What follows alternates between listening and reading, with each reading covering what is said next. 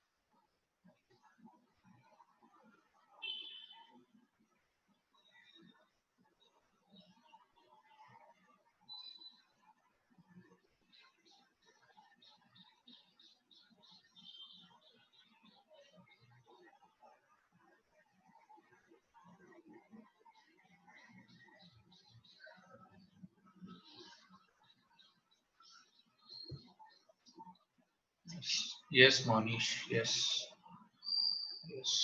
कुछ पाटिल का भी सही है, सक्षम का भी सही है, केविन का भी सही है। Very good, very good. सार्थक का भी सही है, पीयूष कंसल का भी सही है, सक्षम सहाय का भी सही है। Very good. अब थोड़ा टाइम ही चाहिए था। बहुत अच्छे यार।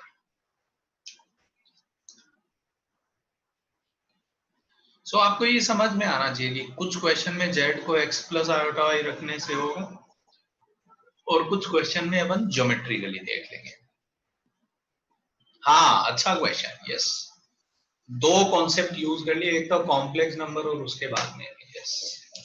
बढ़िया क्वेश्चन लगता है मुझे। हर साल मैं इसको इलस्ट्रेशन की तरह लेता हूँ, यस।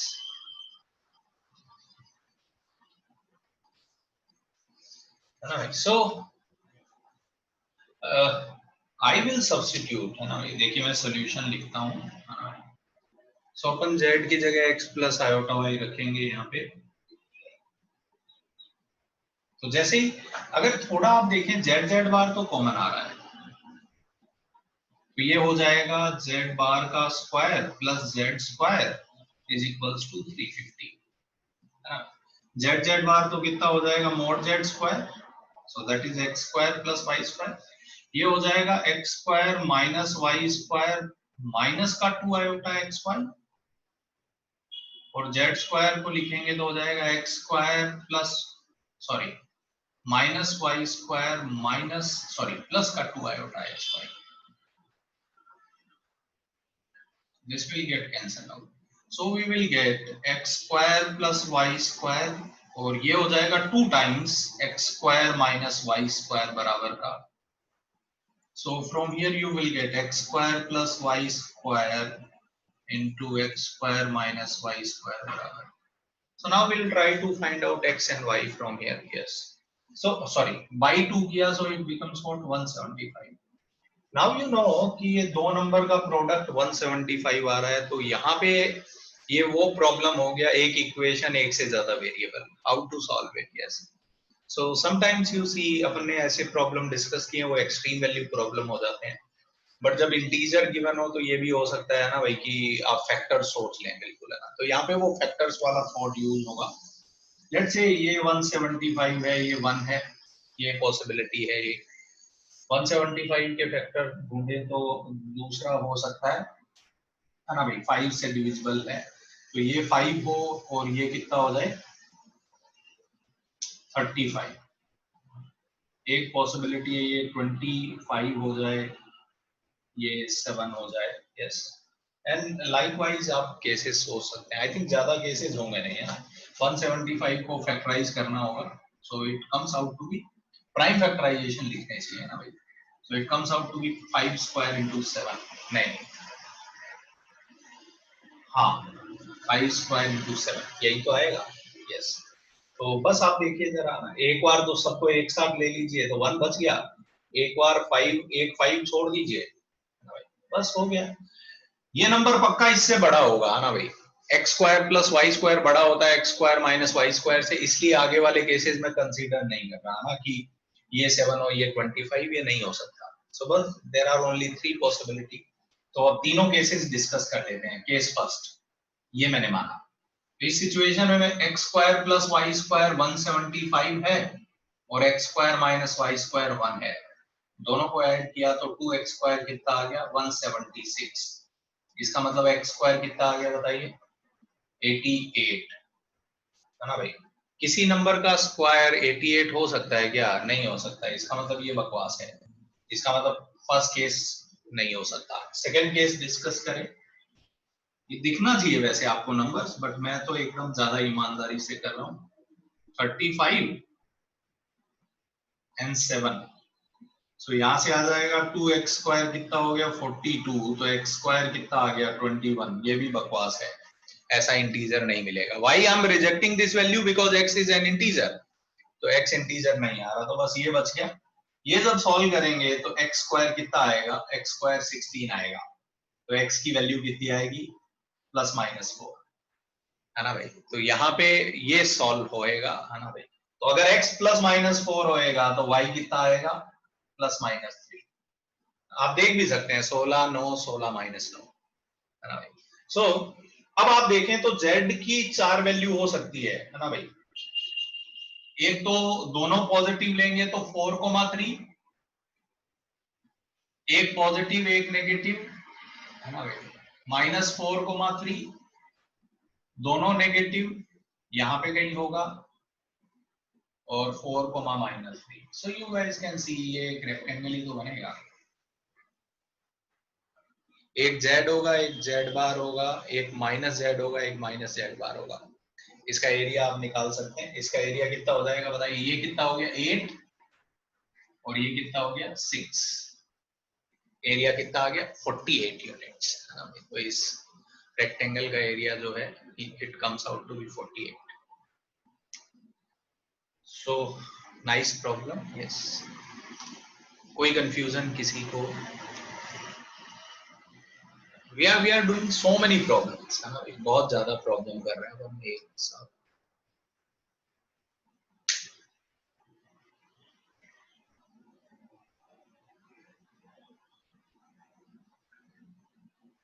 क्या बोल रहे हो जोशुआ, हाथ उठाओ।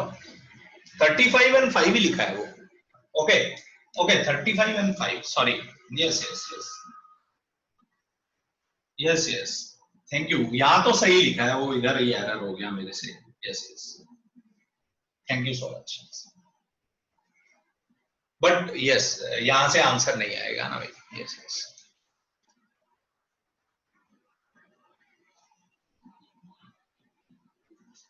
यस यस यस, तो ये 8 आएगा, ओके गलत लिख दिया मैंने, ये 8 होगा, ये 6 होगा, ओके धन्यवाद। और कुछ एरर हो तो बताइए, वो समझ लो दिमाग ऐसे ही कर रहा है। yes. ये 8 होगा, परफेक्ट सही बोल रहा हूँ, और ये 6 होगा।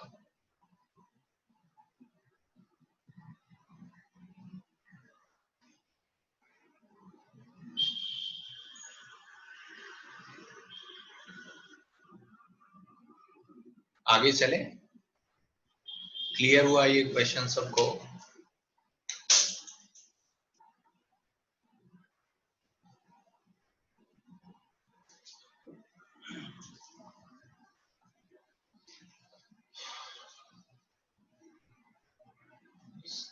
और करते हैं, एक दो प्रॉब्लम और करते हैं।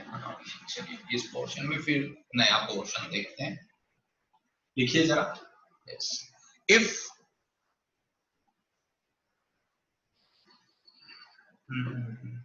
क्या ले रहे, if mod z minus 3 minus का 4 आयोटा का मॉड 3 है,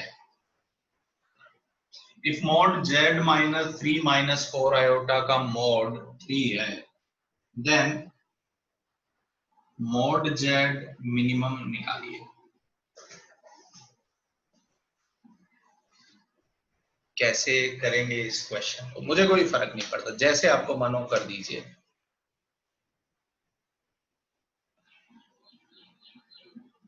इस टाइप के क्वेश्चन जेई में आए हैं ना, एक कभी रिसेंटली आया था, बहुत पहले भी आए हैं।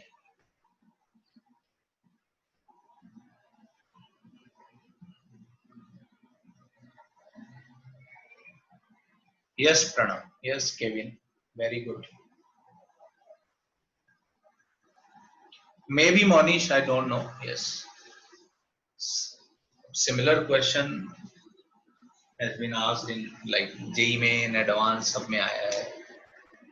श्रेयस का गलत है, साहिल का गलत है, कुश पाटिल का सही है।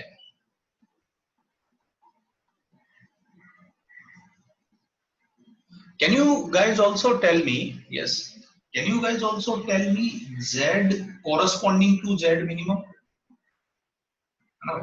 जिनका मॉड Z मिनिमम आ गया है वो Z corresponding to Z minimum भी निकालिए।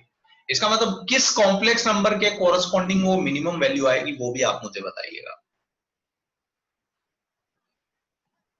मिनिमम वैल्यू बताइए पहले तो, और फिर उसके कोरस्पॉन्डिंग कॉम्प्लेक्स नंबर भी बताइए।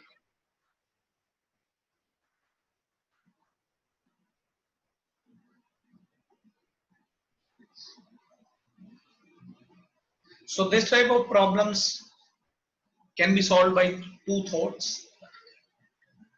एक तो अपन थोड़ी देर बाद पढ़ेंगे, एक अभी मैं बता देता हूं।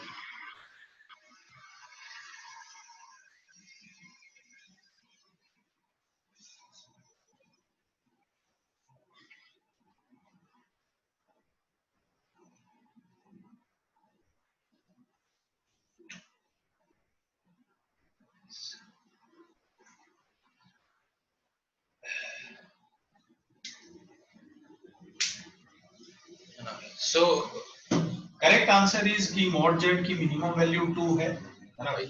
और इस प्रॉब्लम को कैसे सोचना चाहिए, this problem can be done geometrically very easily. आप समझिए जरा, है ना, मैं ज्योमेट्री बनाता हूं। यहां से अगर मैं सोचूं, है ना भाई, ये सर्कल है, ये क्या बोलता है, जेड एक सर्कल पे लाई करेगा जिसका सेंटर 3,4 है और रेडियस 3 है। सेंटर 3,4 और रेडियस 3 यूनिट है, ऐसा कुछ सर्कल होगा।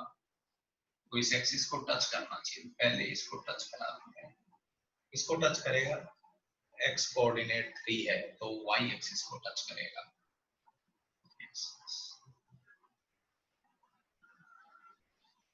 थोड़ा करेक्ट बनाने के लिए मैंने ऐसा बनाया है ना, ये this is 3,4 and radius is 3 unit, ऐसा कुछ ये सर्कल होगा। सो z is any complex number on this, कोई भी पॉइंट हो सकता है। अब मॉड z का मतलब क्या है? मॉड z बोले तो कॉम्प्लेक्स नंबर की ओरिजिन से distance. So now this question is what, कि इस सर्कल पे कौन सा पॉइंट है जो इस पॉइंट से मिनिमम डिस्टेंस पे है। ये तो बहुत सिंपल क्वेश्चन है, इससे मिनिमम डिस्टेंस पे कौन सा वाला पॉइंट होता है, ये वाला ही तो होता है, पढ़ा है ना अपन ने। तो बताइए, ये डिस्टेंस अपने से पूछी है, तो बताइए ये डिस्टेंस कितनी है, 5, और ये डिस्टेंस कितनी है, 3, तो ये डिस्टेंस कितनी हो जाएगी, तो खत्म हो गया सवाल।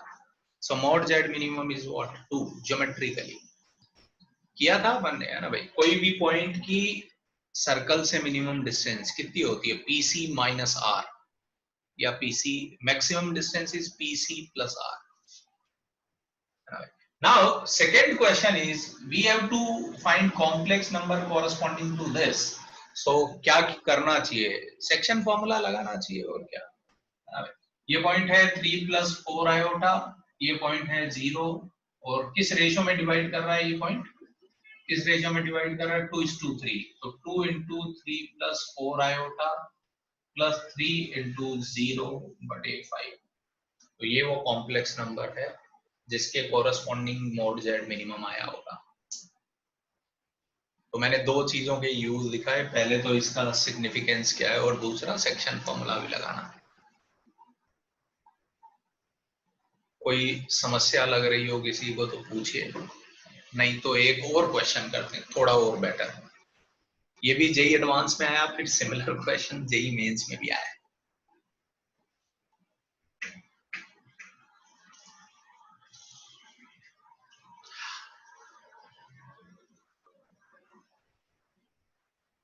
ऐश्वर्या अपना माइक ऑन करो, फिर बात करते हैं। आओ,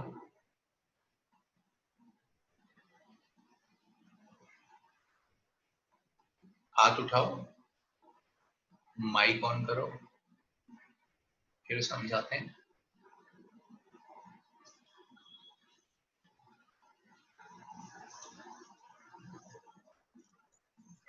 हाँ बोलो।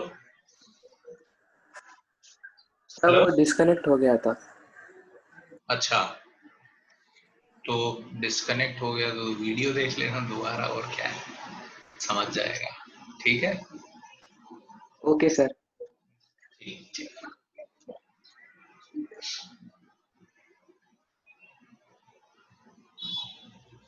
चलें आगे नेक्स्ट क्वेश्चन पे।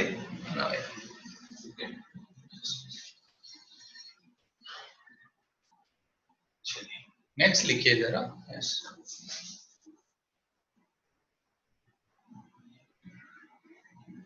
क्या बोल रहे हो स्मिथ, बोलो।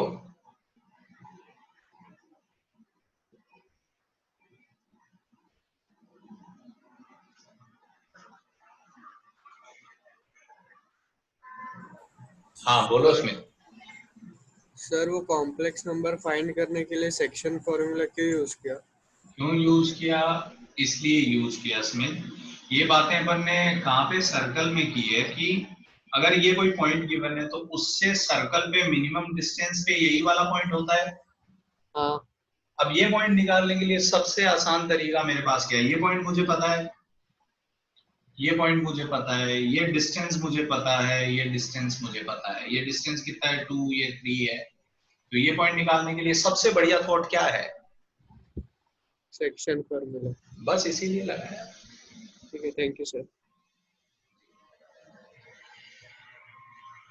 कोई बोले मैं लाइन की इक्वेशन निकाल के करूँ, भाई कर लो, तुमको ना मना नहीं है ना, मैं नहीं करूंगा।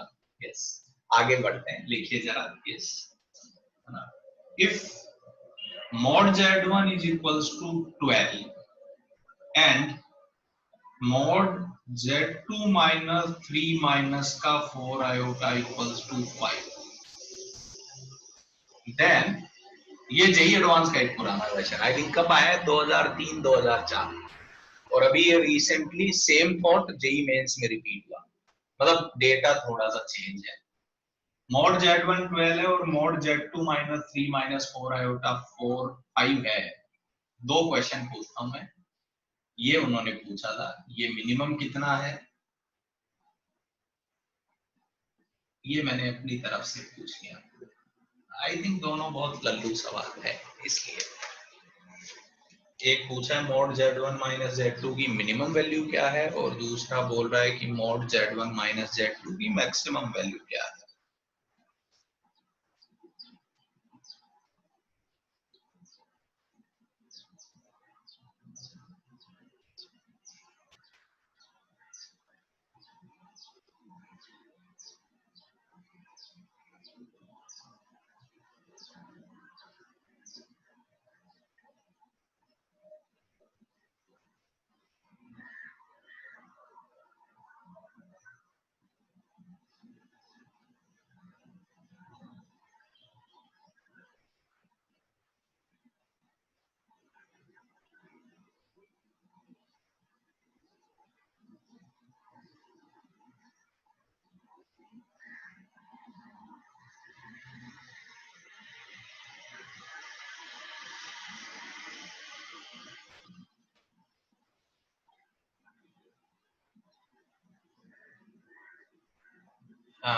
मिनिमम, यस केविन, दोनों बढ़िया है। yes, yes. गलत है दिव्यांशु, श्रेयस एक सही है एक गलत है। यस प्रणव सही है दोनों, कुछ पाटिल एक सही है एक गलत है।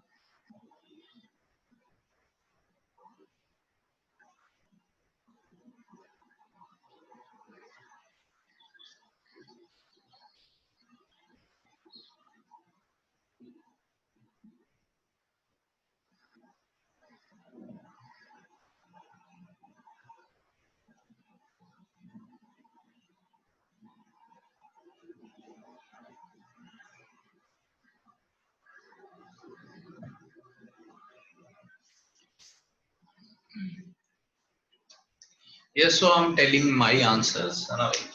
So minimum value is 2 and maximum value is 22. So yes, corresponding complex number कोई बोले बता सकते हो? हाँ बता सकते हैं. yes, ये आंसर है.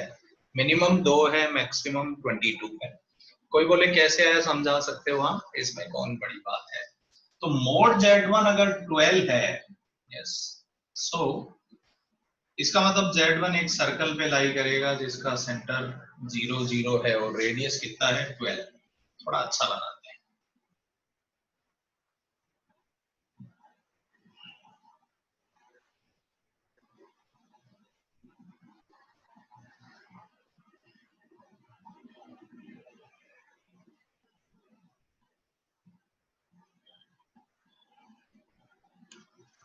है ना भाई.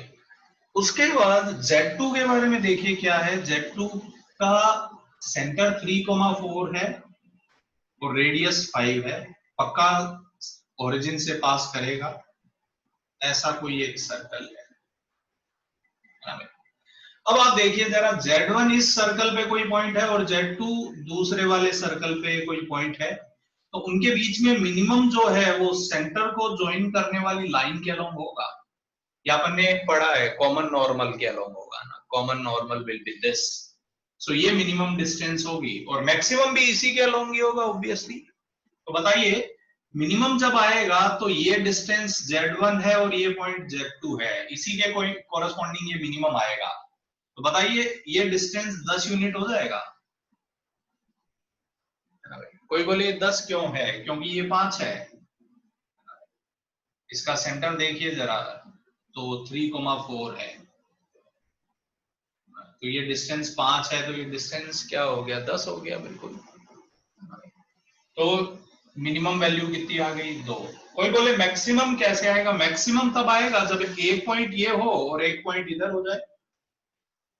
Z1 यहाँ पे है और Z2 ये है, इसके कॉरेस्पॉन्डिंग आप देखिए मैक्सिमम डिस्टेंस आ जाएगा. तो maximum distance comes out to be what? 22. इसके कॉरेस्पॉन्डिंग कॉम्प्लेक्स नंबर क्या होंगे मैंने निकालने को नहीं बोला. कोई बोले निकाल सकते हो? हाँ निकाल सकते हैं. कैसे? Section formula, internal external. कोई कंफ्यूजन किसी को हो तो बताइए, है ना. मिनिमम मैक्सिमम देखने में मैं तो मिनिमम मैक्सिमम पे ही रुकता हूँ, है ना. उसके बाद पॉइंट नहीं निकालने का बोल रहा, क्योंकि पिछले क्वेश्चन में आइडिया दे चुके.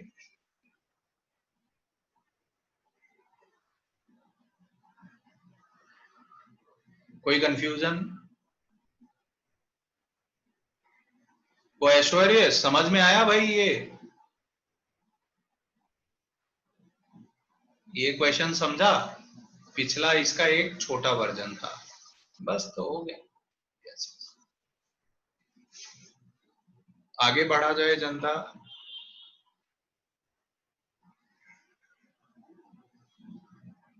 हाँ हाँ, पॉइंट कैसे भी कोऑर्डिनेट में चले जाओ, मना थोड़ी कर रहा हूं मैं तो, है ना भाई. मैं तो अभी देखिए वेक्टर एक्टर ले आऊंगा, है ना. मुझे तो यूनिट वेक्टर निकालना आता है, तो मैग्नीट्यूड एक्सटेंड कर देंगे यार. बहुत कुछ कर सकते हैं. सब सेम है, आप भावनाएं नहीं समझते हैं बस. आगे बढ़ा जाए. यस, सो आर्गेन प्लेन में अपन ने एक बहुत इंपॉर्टेंट क्वांटिटी के बारे में डिस्कस किया, वो है modulus of the complex number, mode Z, और उसका सिग्निफिकेंस. उसके रिलेटेड बहुत सारे क्वेश्चन अपन ने देखे.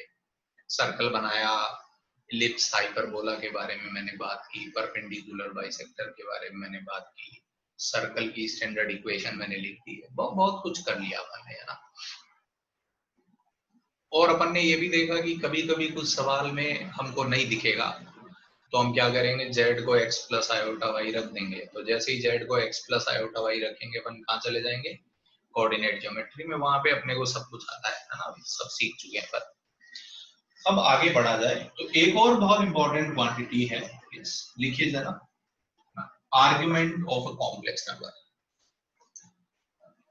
लिखिए जरा, argument of a complex number. और इसको कैसे रिप्रेजेंट करते हैं? ARGZ ऐसे लिखते हैं. इसको कैसे रीड करेंगे? Argument of Z.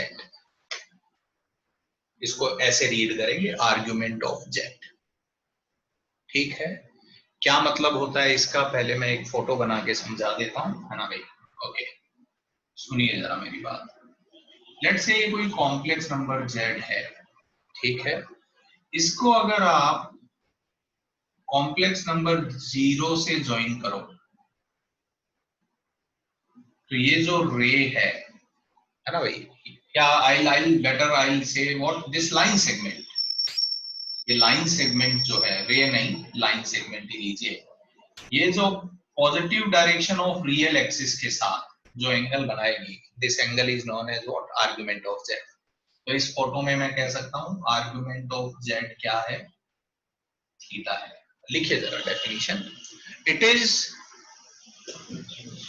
Is the angle made by, लिखिए जरा, it is the angle made by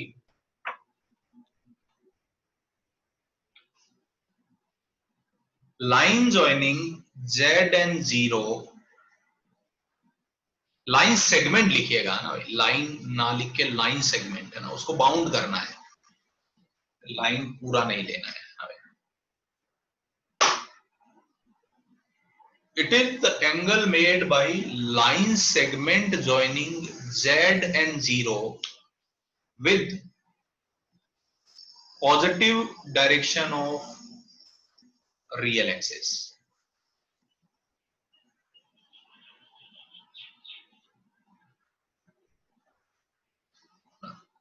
तो और ये फोटो बना लीजिए। So this is how we define argument of a complex number. It's pretty simple.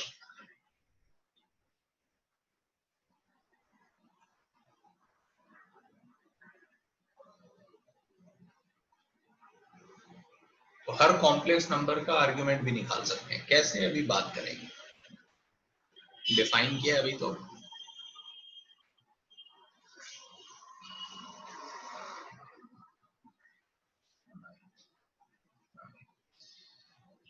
मिटा दूं ये फोटो, ओके फोटो नहीं मिटाता, पहले 2 पॉइंट लिखते हैं। पहली बात लिखिए जरा, yes, argument of a complex number,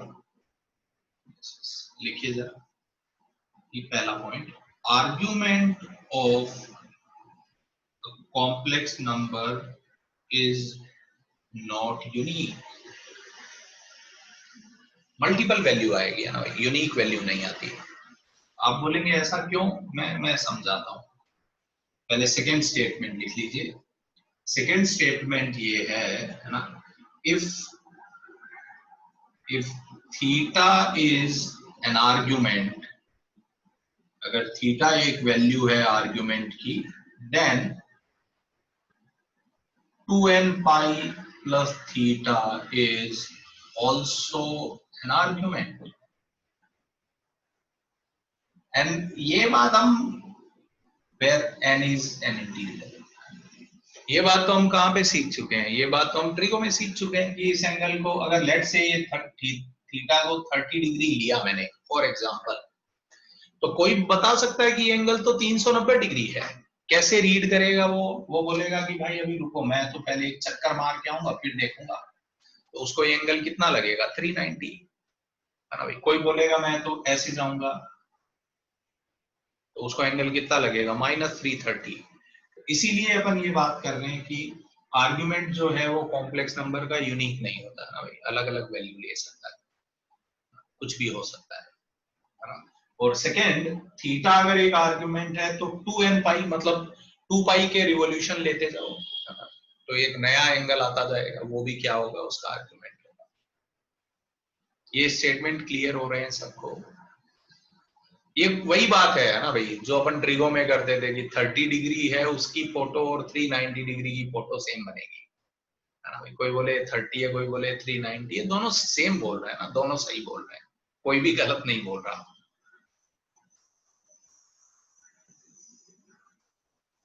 30 और 390 की इनिशियल एंड फाइनल रे सेम बनेगी।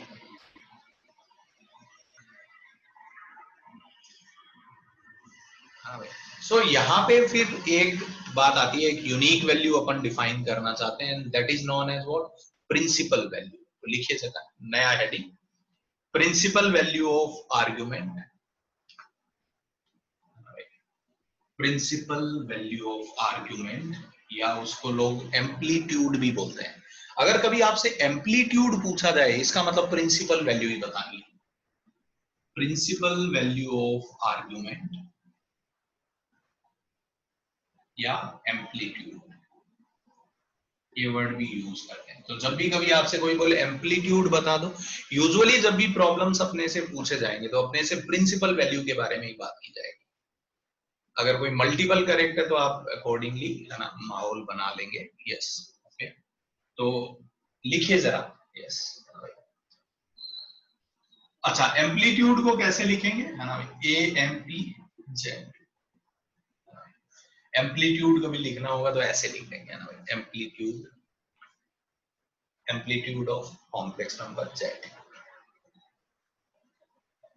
ओके, तो पहली बात, यस पहला point, yes amplitude of Z हमने डिफाइन किया है, जो प्रिंसिपल वैल्यू आएगी that lies between -π to π। Second point मैं सब समझा दूंगा, आप लिख लीजिए। ये तो इन जनरल भी सही स्टेटमेंट है। Argument of zero is not defined. जैसे इट्स लाइक कि जीरो वेक्टर की कोई डायरेक्शन नहीं होती, वैसे ही है ना भाई, कॉम्प्लेक्स नंबर जीरो अगर आप लेंगे तो उसका कोई आर्ग्यूमेंट नहीं होता। यस यस, आर्ग्यूमेंट में ही स्पेसिफिक पॉइंट है ये मोनिश। यस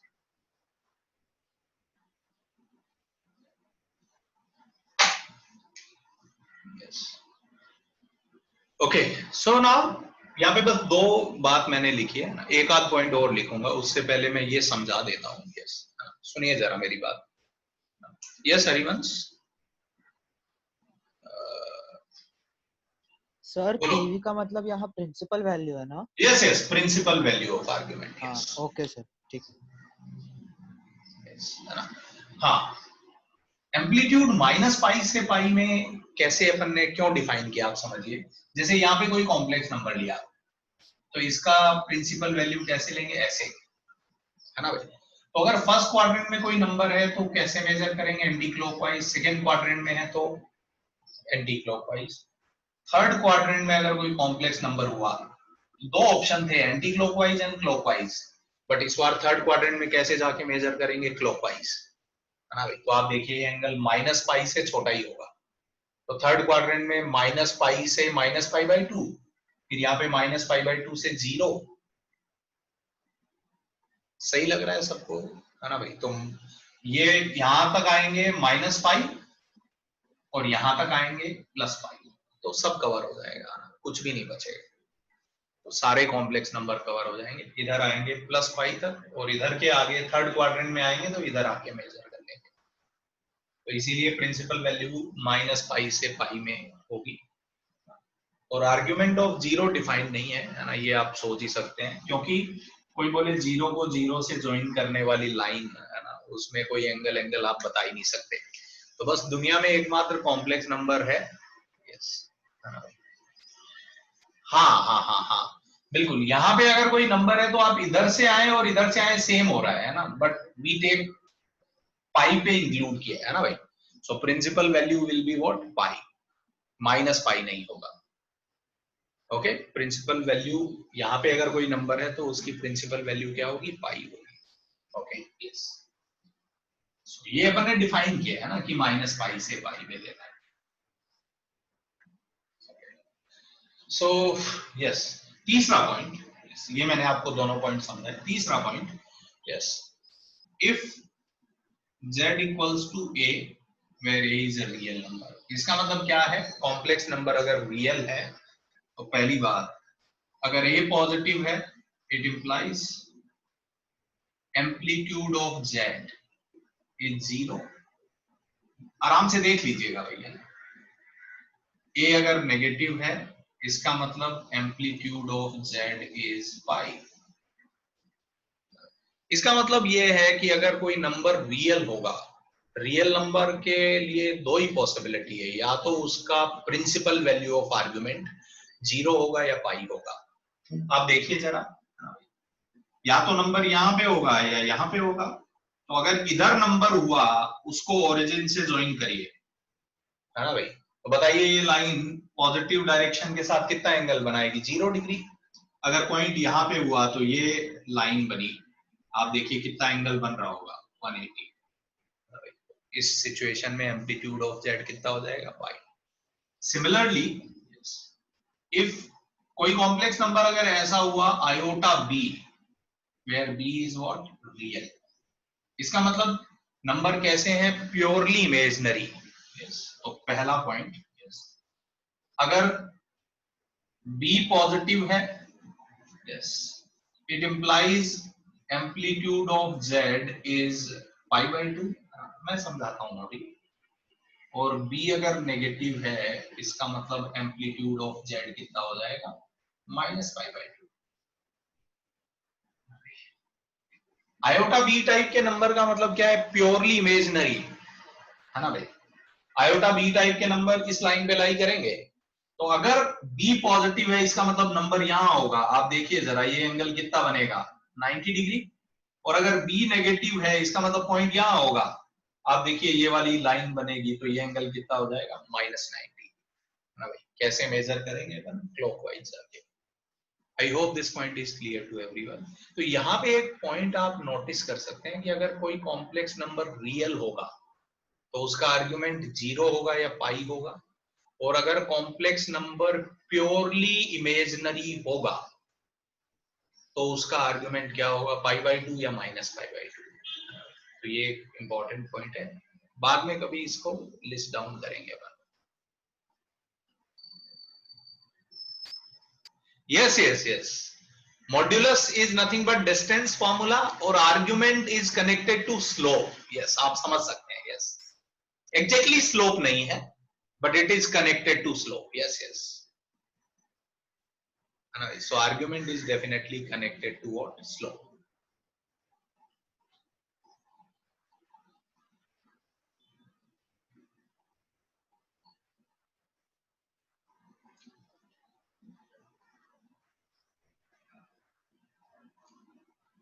ठीक है ना भाई, ये लिख लीजिए। फिर तो अब होता क्या है ना, फर्स्ट टाइप के प्रॉब्लम यहाँ पे कैसे बनते हैं ना भाई। एक कॉम्प्लेक्स नंबर देंगे और बोलेंगे कि इसका प्रिंसिपल वैल्यू बता दो आर्गुमेंट का। तो कैसे निकालते हैं, मैं आपको प्रोसेस रटवा देता हूँ। किसी को मन हो ये क्यों आया तो आई कैन, है ना, मैं आपको बता सकता हूँ कैसे ये प्रोसेस बनाया गया हो। सो लिख लेते हैं, है ना, वही फॉलो करेंगे हमेशा, दिमाग नहीं लगाएंगे, है ना भाई ज्यादा।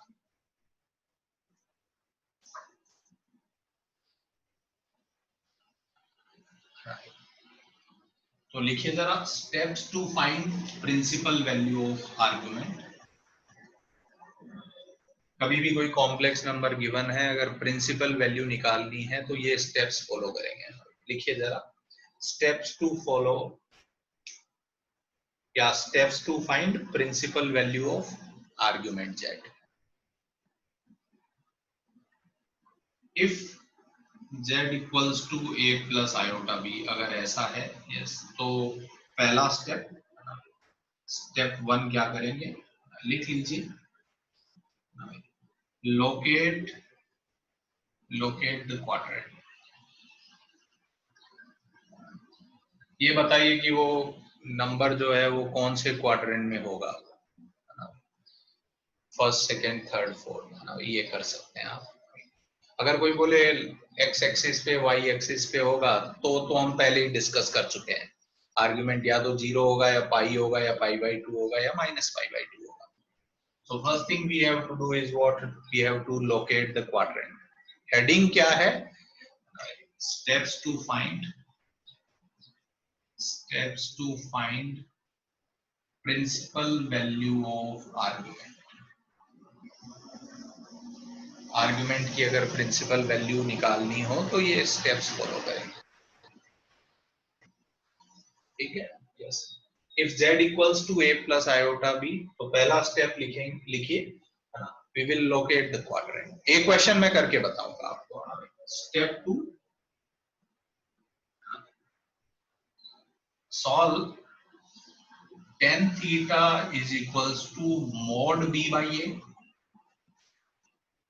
एंड यहां से थीटा जो है वो 0 से 90 में आना चाहिए।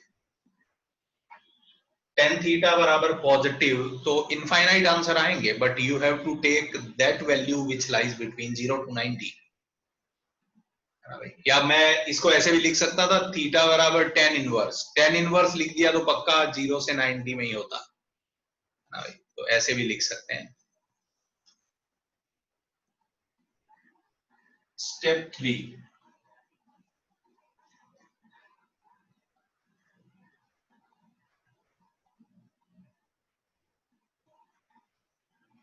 तीसरा step,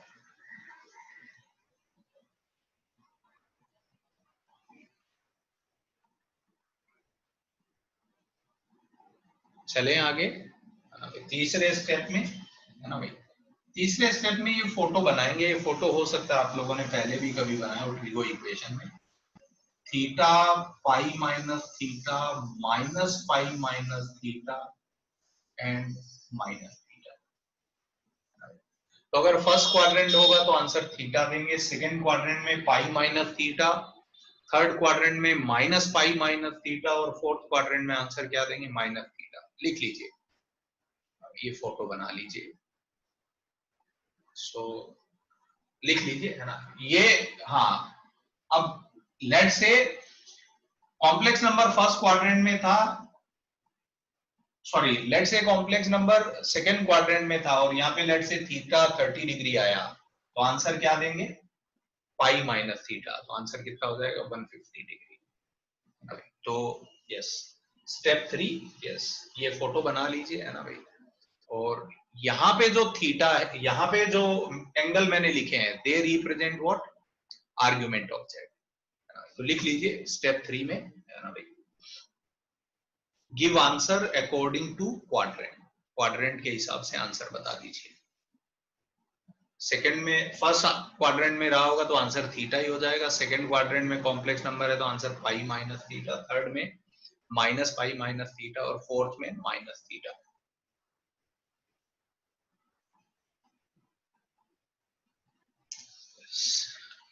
okay, so let me solve one problem. बहुत ही सिंपल सा क्वेश्चन मैं लेता हूँ, उसके बाद आप कर लीजिएगा। ओके, तो देखिए जरा,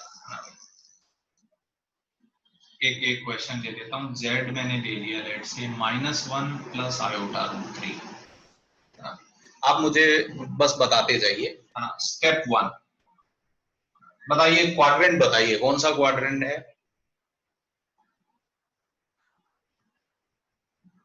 ना भाई, x negative y positive, yes second, yes second, पहला स्टेप।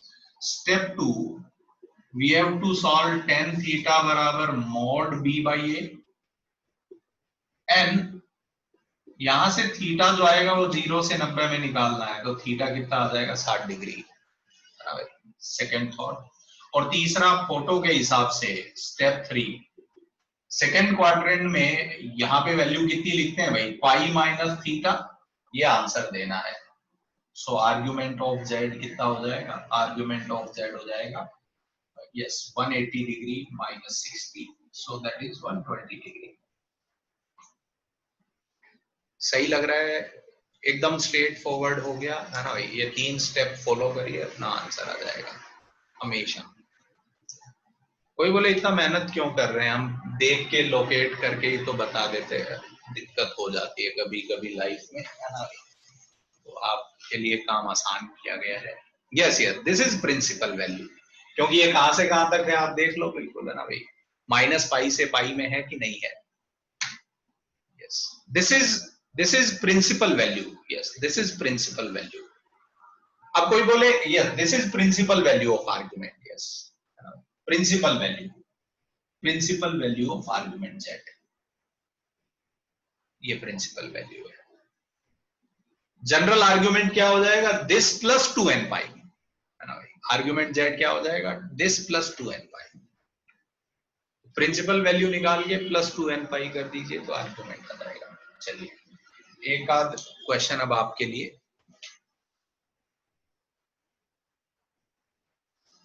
क्वाड्रेंट कैसे लोकेट किया? कॉम्प्लेक्स नंबर क्या था? -1, √3 था। कॉम्प्लेक्स नंबर के कॉरस्पॉन्डिंग पॉइंट सोच सकते हो? ये पॉइंट कौन से क्वाड्रेंट में होता है? Okay good good. चलिए एक और क्वेश्चन करते हैं जरा।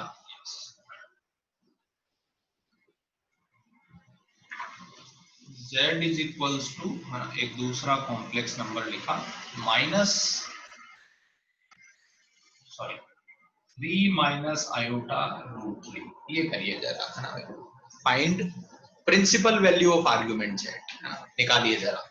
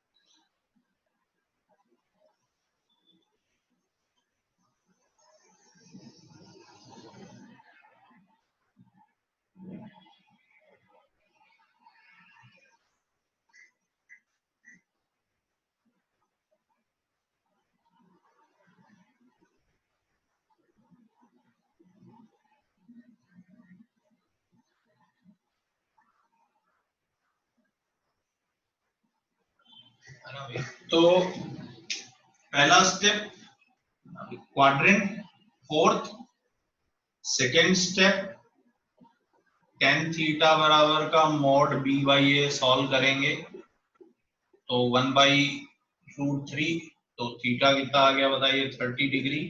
और क्वाड्रेंट के हिसाब से इस क्वाड्रेंट में आंसर क्या होता था? -Theta. So principal value of argument z या एम्पलीट्यूड ऑफ z लिख देंगे उसको, तो आंसर कितना आ जाएगा? Answer is -30। सब लोग सही लिख रहे हैं ना, जितने लोगों का मुझे दिख रहा है कम से कम स्क्रीन पे। चलिए तो एक दूसरा क्वेश्चन करते हैं। यस ओके, ये सही सही करिएगा भाई, ये गलत मत करिएगा।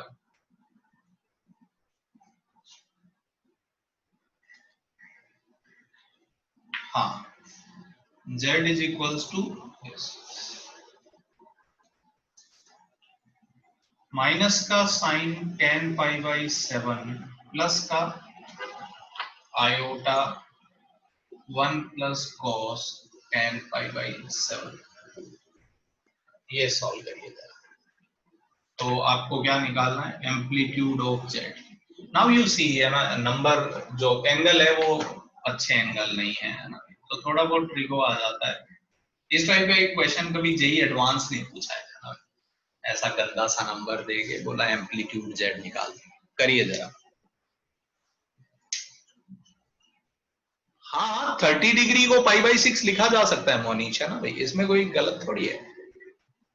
30 डिग्री लिख दो या π/6 लिख दो, है ना भाई, एंगल तो सेम है। क्योंकि एम्पलीट्यूड की बात हो रही है तो सबको पता है कि एंगल है। π/6 लिखेंगे तो इसका मतलब π/6 रेडियन है।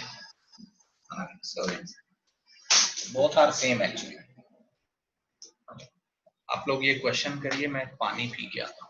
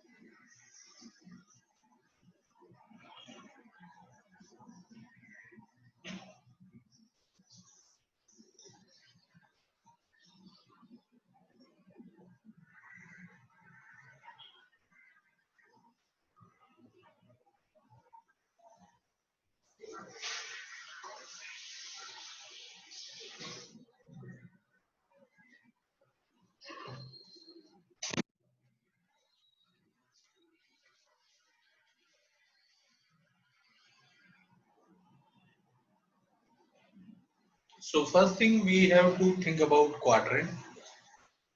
Yes. So 10 pi by 7 is third quadrant. Yes. Pi plus. Yes. So sine negative है तो ये वैल्यू क्या होगी positive. Yes so this point is this is positive and this is always positive. 1 plus cos something is always positive. So this is positive. इसका मतलब point first quadrant में है. सो अगर ये पॉइंट फर्स्ट क्वाड्रेंट में है तो अपने को ये समझ में आना चाहिए कि आंसर 0 से 90 में आना चाहिए. तो अब सिंप्लीफाई करिए. आंसर 0 से 90 में आना चाहिए. सो पहला स्टेप तो कर दिया मैंने. क्वाड्रेंट बता दिया. Yes first quadrant. Second step. So will solve tan theta बराबर mod b by a. b is 1 plus cos 10 pi by 7 upon sin 10 pi by 7. 1 plus cos theta upon sin theta ऐसा. तो अब इसको simplify करना है ना. तो कैसे करें. तो 1 प्लस cos थीटा को लिखा जा सकता है. बताइए क्या लिखा जा सकता है. 2 cos स्क्वायर थीटा बाई 2 और sin थीटा को लिख दो 2 sin थीटा बाई 2. लिखो है ज्यादा पूछना मत. नहीं मैं भूल गया हूँ. आप देखिए cos कैंसल आउट हो जाएगा तो क्या बच जाएगा. सो tan theta becomes mod of cot 10 pi by 14. तो 5 pi by 7 आ गया.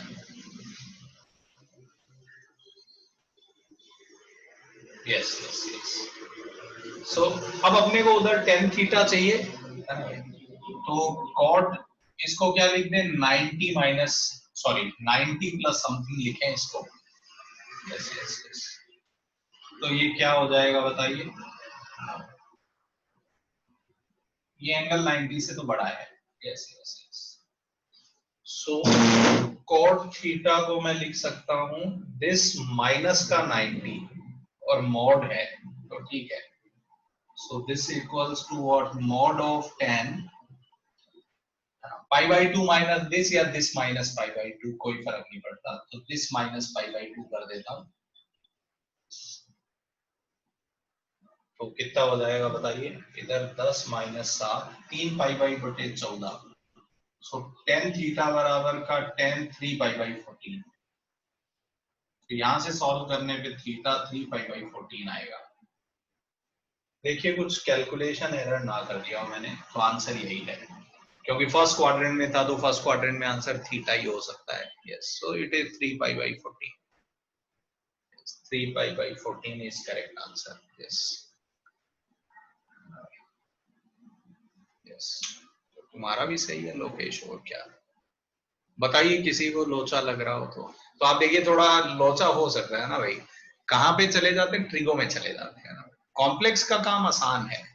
कोई बोले इसमें मैं पॉइंट लोकेट करके करूंगा दिक्कत हो जाएगी ना भाई. तो इसलिए जो मैंने प्रोसेस बताया वो फॉलो करिए. यहाँ पे कौन सा स्टेप में मेहनत हुई. सेकेंड स्टेप में tan थीटा बराबर mod b by a solve करेंगे. उसमें थीटा जो निकालेंगे वो 0 से 90 में आना चाहिए है ना. वो बहुत इंपॉर्टेंट है.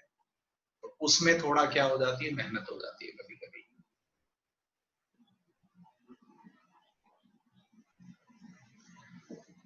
बताइए जरा किसी को ट्रिगो में दिक्कत हो रही हो तो. आजकल बच्चों को पढ़ा रहा हूं मैं जूनियर्स को तो आप लोगों को भी बता दूंगा क्या है. ठीक है तो बहुत बढ़िया बात है ना भाई. तो एक आगे बात करते हैं ना भाई. तो यहाँ पे भी एक ज्योमेट्रिकल सिग्निफिकेंस देखते हैं है ना भाई. पहले मैं आपको दिखा देता हूँ फिर बात कर लेते हैं. Yes yes. देखिए जरा मैं भी कब अप्रैल में स्टार्ट किया था. अप्रैल में जून जुलाई 4 महीने से पढ़ा ट्रिगो. हाँ यस. ओके सुनिए ना जरा. अगर कभी ये गिवन हो Z1 कोई गिवन पॉइंट है और हमको कोई बोले कि और थीटा कोई गिवन एंगल है और ये गिवन है कि argument of z minus z1 बराबर थीटा, इसका मतलब क्या है पता है आपको? इस सिचुएशन में z का जो लोकस है वो ये रे होगी, है ना? इस रे पे कहीं पे भी हो सकता है, and this point is what z1 and this point will not be included, क्योंकि z अगर z1 हो गया तो this number will be what zero, zero का आर्गुमेंट डिफाइन नहीं है, तो बस ये पॉइंट क्या होगा, इंक्लूडेड नहीं होगा। ये पॉइंट सबको समझ में आ रहा है क्या? मैं अगर बोलूं कि argument of z pi by 3 है, कितने कॉम्प्लेक्स नंबर होंगे? इनफाइनाइट, है ना भाई? पूरा का पूरा वो एक रे पे होंगे। यस, लिख लीजिए, बिल्कुल ये पॉइंट चाहता हूं मैं नोट डाउन करें आप, लिख लीजिए। If argument of z minus z1 equals to theta, it implies locus of z is a ray originating from z1 and making an angle theta with real axis.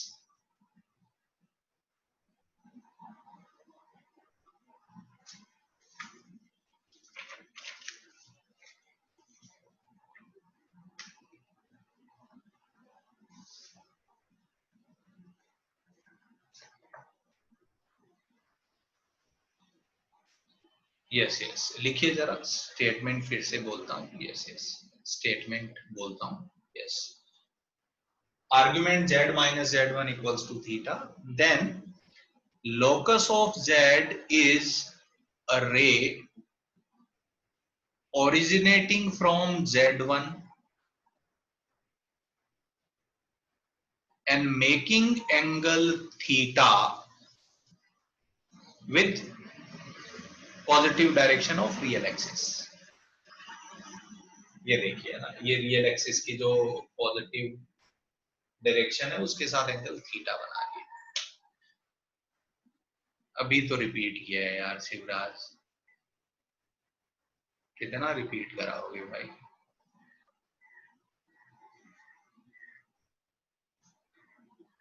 Locus of z, तो कोई बात नहीं, इसीलिए video देख लेना भाई, हाँ। छोड़ दो थोड़ा सा पॉइंट, और क्या, 2 लाइन बाद में लिख लेना।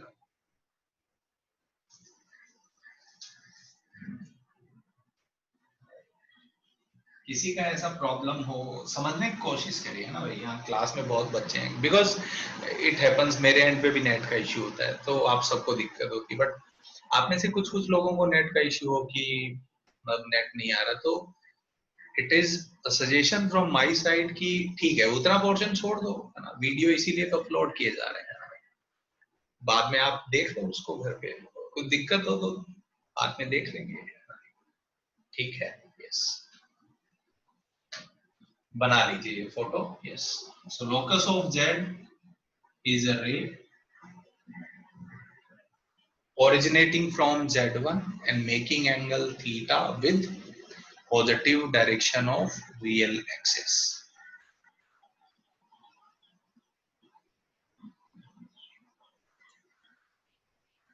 सर अगर वो लाइन सेगमेंट दूसरे साइड में पॉइंट हुआ, मतलब लाइन सेगमेंट है उसके ऑपोजिट डायरेक्शन में, तो उसका argument minus of pi minus theta होगा ना? एंगल बताओ ना, तुम कितना एंगल चाहती हो? सर तुम मतलब तो थीटा के टर्म में मत सोचो, बोलो एंगल बोलो। सर मतलब उसके वो सेगमेंट के साथ 180 डिग्री है। तुम वो सब छोड़ो, तुम बोलो कितना एंगल बनाना है। Sir greater than 180 degree. Theta की वैल्यू बोलो, थीटा की वैल्यू सर जो बना है बोल दो। तो मतलब कोई भी एंगल बिटवीन बोलो ना, कोई भी एक वैल्यू तो बोलो। 5 ऐसे सर, कोई भी एंगल चलेगा। अरे अजीब बात कर रही हो, मैं बोल रहा हूँ एंगल बोल दो तो फिर मैं बना के बता दूंगा। सर 5 5/6 5 5/4 मतलब 225 डिग्री। हाँ तो बस बन गया 225 डिग्री का। सर मैं ये आपने जो भी नोट लिखवाया उसके बारे में पूछ रही थी। क्या? कि मतलब लाइन सेगमेंट का जो ऑपोजिट, मतलब Z1 के लेफ्ट में अगर देखेंगे तो वो माइनस पाई माइनस थीटा होगा ना, तो बस थर्ड क्वाड्रेंट जैसा। पता नहीं, मतलब अगर 5π/4 है तो ऐसा फोटो बनाऊंगा मैं। ओके, ठीक है, समझा मुझे बाकी। ठीक है। मैं समझ नहीं पा रहा आप क्या बोलना चाह रहे हैं शायद। ठीक है, तो लिखिए जरा आगे। यस, हाँ हाँ, चलिए लिखिए जरा, एक क्वेश्चन करिए। ऐसा एक क्वेश्चन जेई वालों ने कभी पूछा, represent all complex number satisfying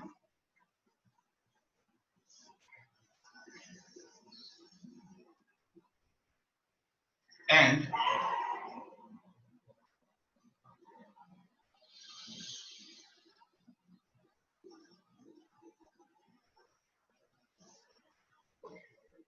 represent all complex numbers z satisfying this on Argand plane. हर वो कॉम्प्लेक्स नंबर जो इसको और इसको दोनों को सेटिस्फाई करे उसको आर्गेन प्लेन पे। यहाँ पे मैंने एम्पलीट्यूड लिखा है ना भाई, आर्ग्यूमेंट लिखना अलग बात है, एम्पलीट्यूड लिखना अलग बात है। एम्पलीट्यूड जब लिखेंगे तो we have to consider principal values, और आर्ग्यूमेंट लिखा होता तो जनरल। बताइए जरा।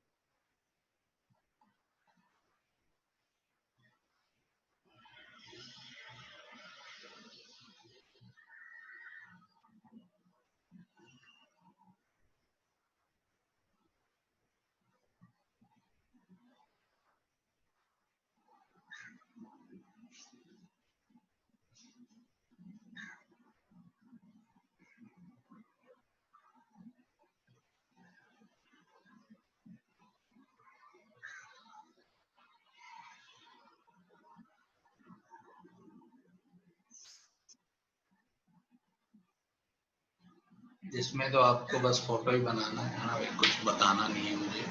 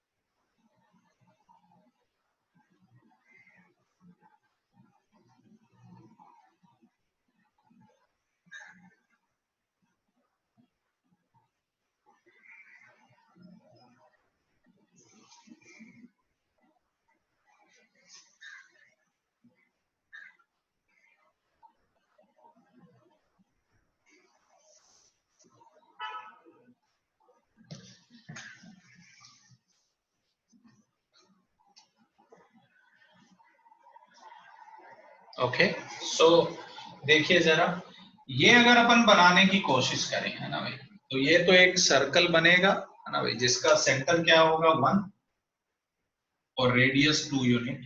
तो ऐसा सर्कल बनाया मैंने, इसके बाहर का रीजन होगा है ना भाई, इसके बाहर का रीजन, तो ये पूरा रीजन अपना है, ठीक है। और ये क्या बोल रहा है, एम्पलीट्यूड ऑफ जेड, तो जेड को कहां से ज्वाइन करेंगे, 0 से। जेड को कहां से ज्वाइन किया, 0 से, और आंसर जो है वो, अच्छा, solving this is equivalent to solving amplitude of Z -π/4 से π/4 में होना चाहिए। तो एक मैंने π/4 बना लिया और एक -π/4 बना लिया, तो ये पूरा रीजन अपना है, ये आंसर होगा। Answer will be this, entire reason outside this circle और बिटवीन दीज टू रेज। ये पॉइंट नॉट इंक्लूडेड। अच्छा, ये तो वैसे इंक्लूडेड नहीं होगा, तो आंसर ये हो जाएगा ऐसा, अगर आप देखेंगे तो दिस रीजन।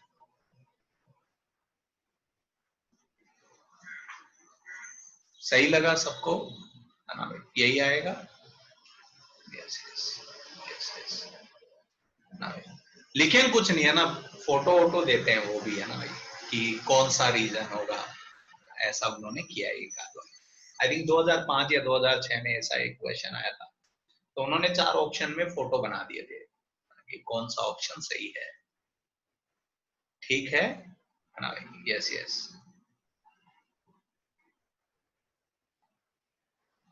नहीं होगा, है ना भाई? रे कहां से ओरिजिनेट होगा बताओ? 0 से, है ना? और सर्कल का सेंटर क्या है? 1 है, तो रे सर्कल के सेंटर से ओरिजिनेट नहीं होगा। ओके स्मिथ, क्लियर हुआ? चलिए, हाँ लिखो, हाँ लिखो लिखो। Yes okay good. चलिए एक नेक्स्ट क्वेश्चन लिखते हैं। I think this question is in module, वहीं से ही मैंने उठाया है। Yes, S is a set of all Z such that mod of Z minus 2 iota less than equals to 1. Yes.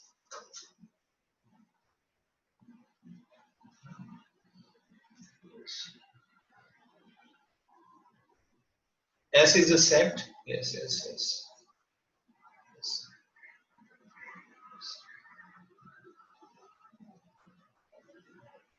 Yes. Let alpha belongs to S. Alpha कोई एक number है set S में से. Then find range of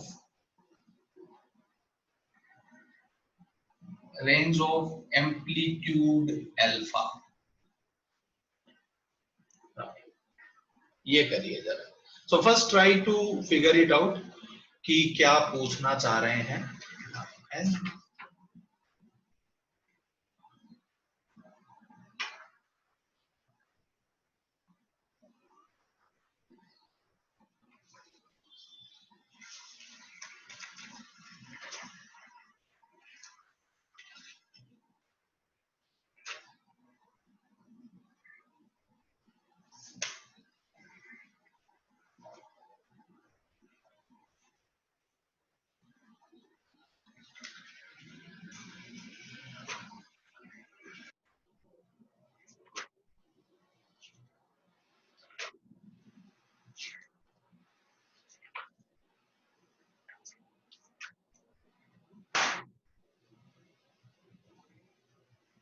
very good.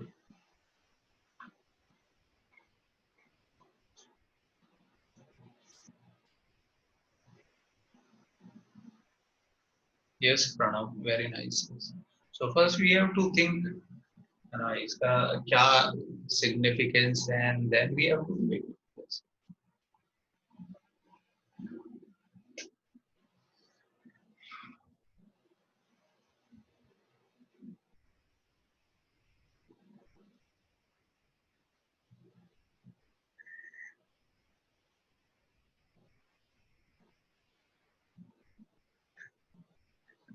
Module का ये question है ये। Yes, Pranav का भी सही है, श्रेयस का भी सही है।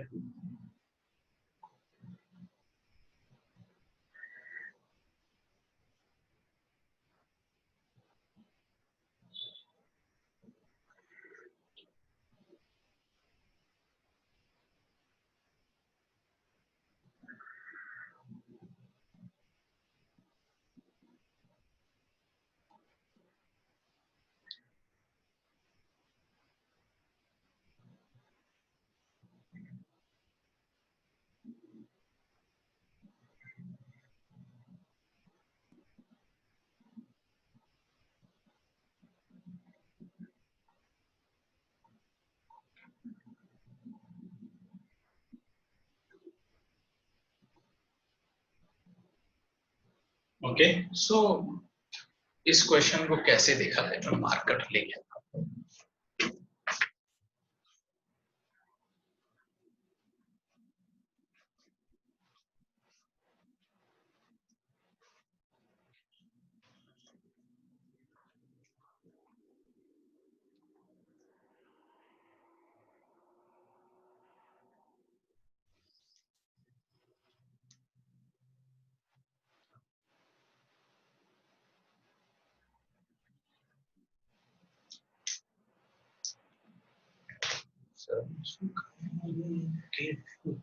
Yes, Manish.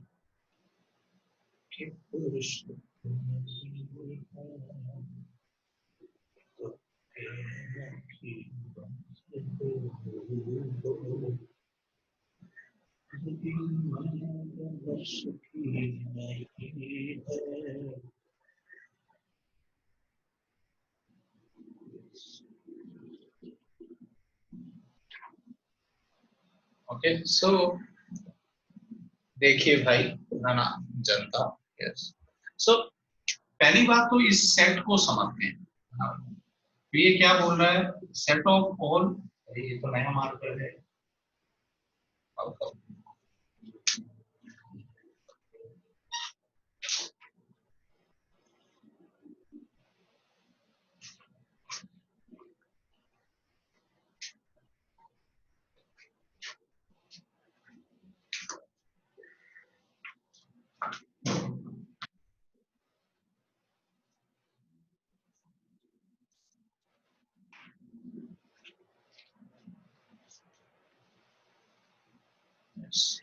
सो इसके बारे में अगर आप सोचें, है ना भाई, तो ये एक सर्कल के अंदर का रीजन है, उसका सेंटर कितना है, 2 iota, that is 0,2 and radius is 1।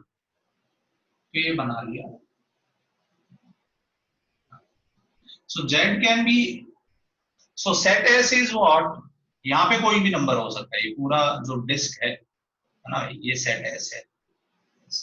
अब उन्होंने बोला अल्फा कोई भी नंबर हो सकता है इसमें से, बहुत बढ़िया बात है, अल्फा कोई भी नंबर हो सकता है इसमें से।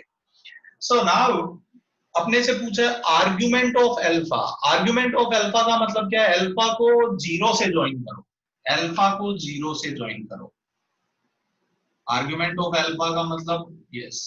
तो बताइए अब वैल्यूज अगर अगर अपन सोचें जरा, है ना भाई, तो मिनिमम कब आएगा, जब ये इधर टेंजेंशियल है, और मैक्सिमम कब आएगा, जब ये इधर टेंजेंशियल है ना भाई। तो बस यहाँ से मिनिमम आ जाएगा, यहाँ पे मिनिमम आ जाएगा, यहाँ पे मैक्सिमम आ जाएगा, तो रेंज आ जाएगा। तो बताइए ये निकालने के लिए मुझे लग रहा है कुछ जरूरत ही नहीं है, ये एंगल बहुत इजीली आप निकाल सकते हैं, है ना भाई। This is 1 and this is 2, तो ये एंगल कितना हो गया, 30 डिग्री।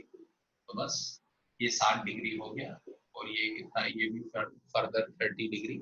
सो रेंज आ गया, ये 60 degree to 120 degree is amplitude of alpha belongs to. समझा क्या सब लोगों को, है ना भाई। तो सिग्निफिकेंस समझना था इसका, इसका क्या मतलब है ना। इसको कोई अगर गंदा करना चाहे तो क्या कर सकता था, मैं ओरिजिन की बजाय कोई दूसरा पॉइंट ले लेता। तो आपको कहाँ जाना पड़ता, कोऑर्डिनेट में, आपको पता है एंगल, एंगल है ना भाई, स्लोप निकाल लेते। स्लोप निकालना आता है कि नहीं आता, आउटसाइड पॉइंट से दो टेंजेंट बनेगी, उनकी स्लोप निकाल सकते हैं, है ना। कैसे, स्लोप फॉर्म में इक्वेशन लिखिए और उस पॉइंट से पास करा दीजिए। कोऑर्डिनेट जाके रिवाइज करिए, तो आप देखेंगे ऐसा कुछ करते थे। चलिए आगे लिखते हैं, एक और क्वेश्चन करिए। Yes, write down a complex number such that mod z is 5 and an argument of z या प्रिंसिपल या एम्पलीट्यूड z, कोई फर्क नहीं पड़ता। Write down a complex number such that mod z is 5 and argument z is 5/3।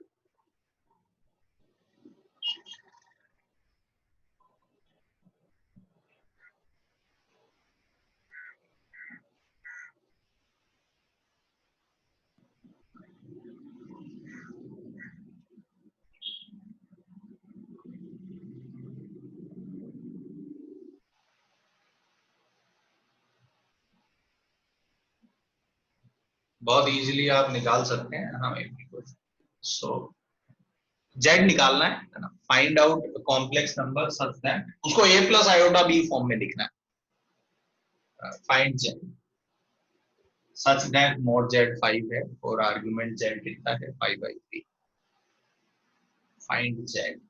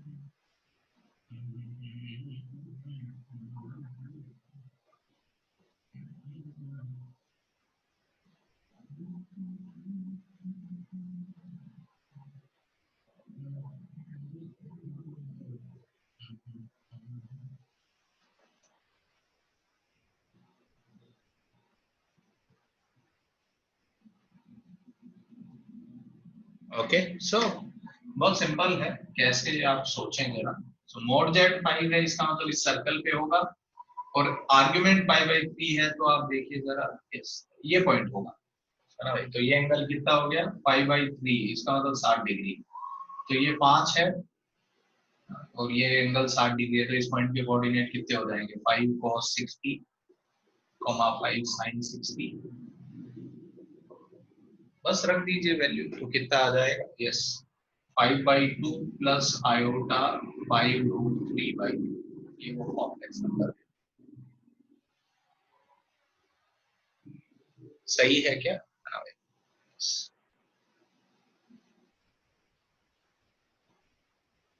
ऐसे ही छोड़ देंगे, yes yes.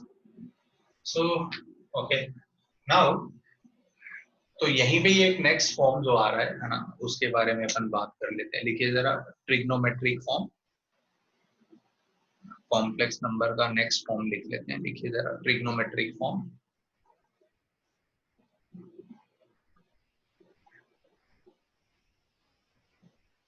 Next form जो है दैट इज ट्रिग्नोमेट्रिक फॉर्म, या कुछ लोग इसको पोलर फॉर्म भी बोलते हैं। ट्रिग्नोमेट्रिक फॉर्म या पोलर फॉर्म या ट्रिग्नोमेट्रिक रिप्रेजेंटेशन। एक बार अपने देखा कॉम्प्लेक्स नंबर को a प्लस आयोटा b जैसा लिखा जा सकता है, दूसरा देखा उसको कार्टेशियन प्लेन में पॉइंट की तरह सोचा जा सकता है, तीसरा रिप्रेजेंटेशन देख रहे हैं ना, कॉम्प्लेक्स नंबर को कैसे सोचा जा सकता है, ट्रिग्नोमेट्री के टर्म में सोचा जा सकता है, r एंड थीटा के टर्म में। So we call it what, trigonometric representation, या कुछ लोग इसको पोलर रिप्रेजेंटेशन भी बोलते हैं। सो सुनिए ना जरा, यस अगर ये कोई कॉम्प्लेक्स नंबर है यहाँ पे, so can I say that if this distance is mod z and this angle is theta, yes, so can I say that this complex number z can be written as mod z into cos theta plus iota sin theta? So okay, इस distance को mod z की जगह r लिख देता हूं मैं, ये use किया जाता है एक्चुअली। सो क्या इस कॉम्प्लेक्स नंबर को ऐसा लिखा जा सकता है r into cos theta plus iota sine theta? So yes, तो दुनिया में हर कॉम्प्लेक्स नंबर को ऐसे लिखा जा सकता है r into cos theta plus iota sine theta. Here r is what, mod of z, and theta is what, argument of z। कोई बोले प्रिंसिपल वैल्यू लिखूंगा, हाँ प्रिंसिपल लिख लो, अदरवाइज वी नो दैट कि cos 2n pi plus theta cos theta ही होता है, sin 2n pi plus theta sin theta ही होता है। तो जनरल भी लिख सकते हैं, प्रिंसिपल भी लिख सकते हैं, कोई फर्क नहीं पड़ता, देख लीजिए। तो हर कॉम्प्लेक्स नंबर को इस फॉर्म में लिखा जा सकता है। I hope this point is clear to everyone. Yes, अगर ये r है और ये थीटा है, तो ये डिस्टेंस हो जाती है r cos थीटा और ये हो जाती है r sin थीटा। तो ये पॉइंट लिखा जा सकता है r cos theta comma r sin theta हो जाएगा। तो इसको ऐसा लिखा जा सकता है, r कॉमन आ जाएगा।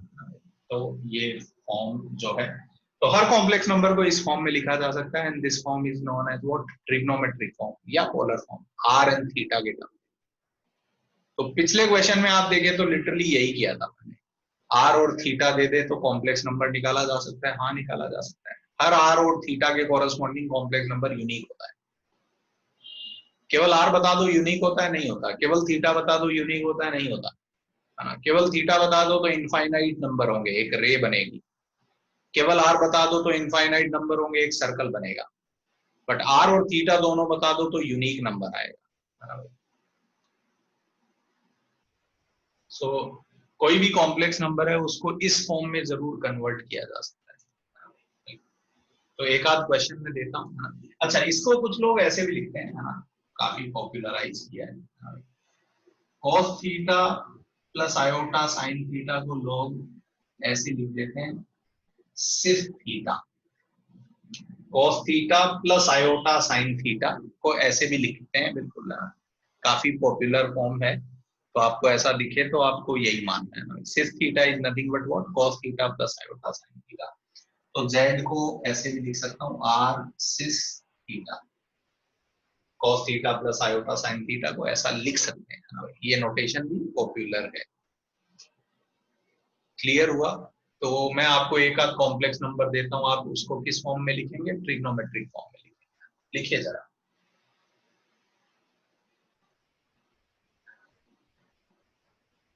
रिप्रेजेंट कौन सा नंबर हो, मैं आपको यस आसान नंबर ही देता हूँ कोई। 1 प्लस आयोटा रूट 3 इन ट्रिग्नोमेट्रिक फॉर्म। इस नंबर को ट्रिग्नोमेट्रिक फॉर्म में लिखिए।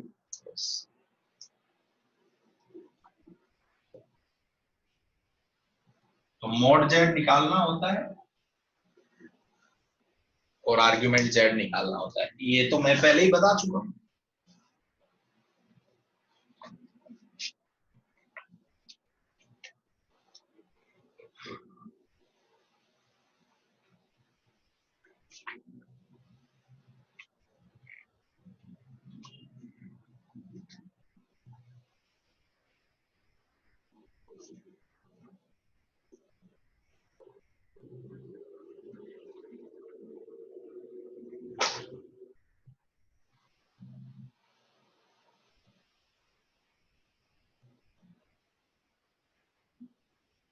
तो हर कॉम्प्लेक्स नंबर को इस फॉर्म में लिखा जा सकता है। What we want to do, we want to write this as r cos theta plus iota sine, इस फॉर्म में लिखना चाहते हैं। तो पहले r निकालना पड़ेगा। तो r क्या हो जाता है बताइए, mod of z। So r is mod of 1 plus iota root 3। तो कितना हो जाएगा बताइए, root of 1 square plus root 3 का स्क्वायर, कितना हो गया 2। और थीटा क्या होता है, आर्ग्यूमेंट। आर्ग्यूमेंट निकालने के लिए पूरी कहानी है। यस, तो आर्ग्यूमेंट निकालेंगे तो यस, आर्ग्यूमेंट के लिए पहले स्टेप 1 क्वाड्रेंट। क्वाड्रेंट कौन सा क्वाड्रेंट है, फर्स्ट। स्टेप 2 tan थीटा बराबर का मॉड b बाई ए, है ना भाई। तो कितना आ गया रूट 3। अब क्वाड्रेंट के हिसाब से आंसर देंगे। तो argument of 1 plus iota root 3 60 degree आ गया, तो 60 डिग्री क्योंकि फर्स्ट क्वाड्रेंट में था। तो अब लिख सकते हैं, तो ये नंबर क्या हो जाएगा, 2 cos pi by 3 plus iota sine pi, ऐसा लिखा जा सकता है। या 2 सिस पाई बाई 3 भी लिख सकते हैं इसको। समझा क्या भाई जनता को? तो हर कॉम्प्लेक्स नंबर को आप जरूर इस फॉर्म में कन्वर्ट कर सकते हैं। This form is known as polar form या ट्रिग्नोमेट्रिक फॉर्म।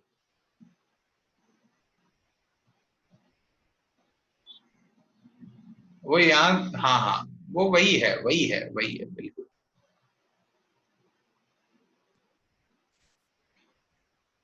चलेगा चलेगा, कोई दिक्कत नहीं है, कर दो भाई चिन्ह। अदरवाइज ये भी बहुत आसान है ना भाई।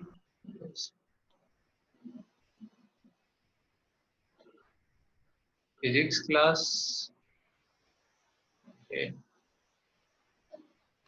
फिजिक्स क्लास कितने बजे है आपका? 1 मिनट रुको जरा।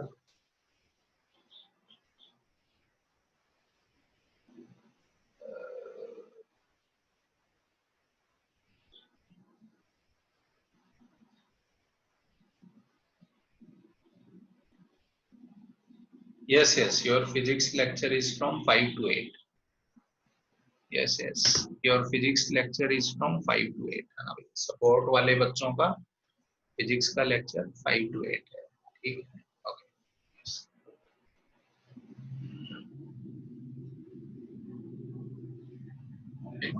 नेक्स्ट फॉर्म लिखिए जरा। यहाँ पे यूलर की एंट्री हुई, तो यूलर, तो नेक्स्ट रिप्रेजेंटेशन लिखिए जरा, यूलर्स रिप्रेजेंटेशन।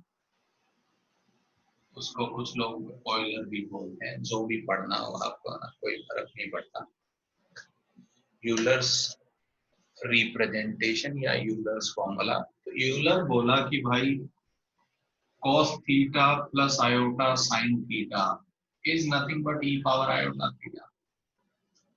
तो cos theta plus iota sine theta को क्या लिख सकते हैं अपन? ई पावर आयोटा थीटा लिख सकते हैं, ठीक है। तो अगर ये लिख सकते हैं तो कोई भी कॉम्प्लेक्स नंबर, यस, कोई भी कॉम्प्लेक्स नंबर z को ऐसे लिखा जा सकता है r into E power iota theta. Here r is what? Mod z and theta is what? Argument z। Her complex number को इस फॉर्म में लिखा जा सकता है, yes।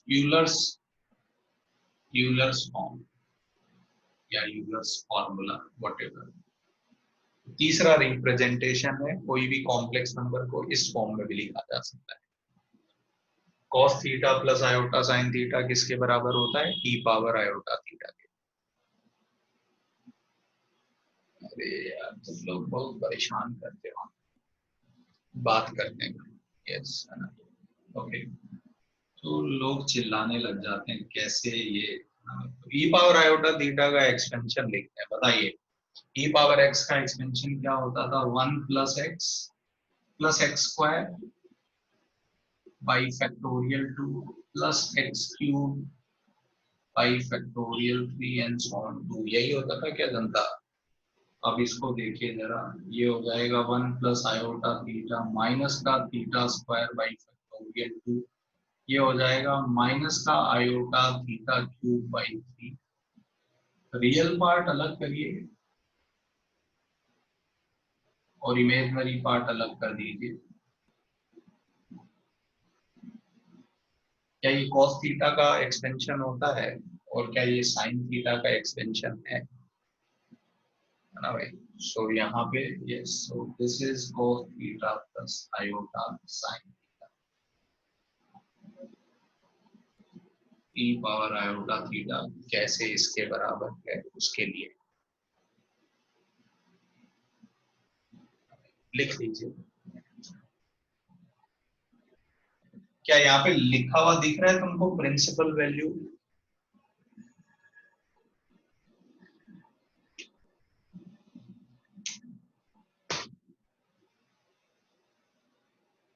मैंने आंसर किया शायद। सर लेकिन जो e to the power i theta होगा, अगर थीटा चेंज होगा तो वो वैल्यू चेंज नहीं होगा।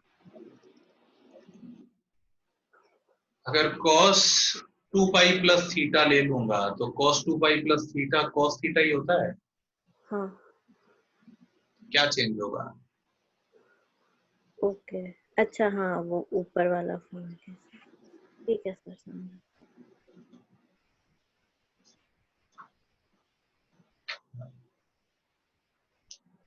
ठीक है, ओके। सो तो चलिए, तो एक आध कॉम्प्लेक्स नंबर को मैं मैं बोलता हूँ आप किस फॉर्म में लिखेंगे, उनको यूलर्स फॉर्मूला में लिखिए ना। सो आयोटा को यूलर्स फॉर्मूला में लिखिए ना, right iota in terms of Euler's form.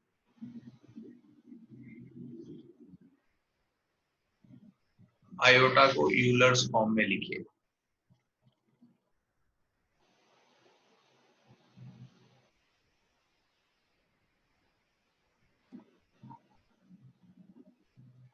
तो कल अपना लेक्चर नहीं है ना, तो आज मैं कुछ होमवर्क देता हूं, अब आप कुछ होमवर्क करिए। Yes yes.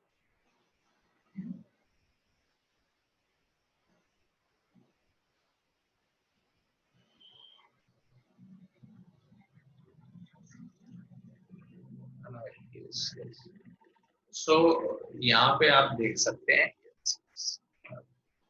सो आयोटा का आर्गुमेंट क्या है ना भाई, सॉरी आयोटा का मॉड्यूलस देखा तो 1 है, और आयोटा का आर्गुमेंट कितना है, π/2। यस, क्योंकि ये प्योरली इमेजिनरी नंबर है, तो इसको लिखेंगे r is 1 e power iota theta। so iota is equals to what, e power iota π/2। अगर इसको पोलर फॉर्म में लिखेंगे तो e पावर आयोटा π/2 है। सही है क्या? ये अपन ने क्या लिखा है, प्रिंसिपल वैल्यू। कोई बोले जनरल आर्ग्यूमेंट लिखेंगे तो जनरल लिख देंगे, इसमें कोई दिक्कत थोड़ी है। ठीक है, हाँ ओके। यहाँ पे एक बहुत ही इंटरेस्टिंग सी बात, शायद आपने ये क्वेश्चन देखा भी हो कहीं ना कहीं। yes. लोग बोलते हैं कि आयोटा पावर आयोटा जो है वो रियल हो जाता है। तो आप देखिए आयोटा को मैं क्या लिख सकता हूँ, ई पावर आयोटा π/2, ई पावर आयोटा, तो ये बन जाएगा ई पावर माइनस π/2। तो आयोटा पावर आयोटा क्या आ जाता है, ई पावर माइनस π/2 आ जाता है। समझा क्या ना भाई? तो आयोटा पावर आयोटा क्या हो गया, रियल हो गया। क्लियर हुआ क्या सब लोगों को? ना भाई, यहाँ पे मैंने आयोटा की वैल्यू रख दी।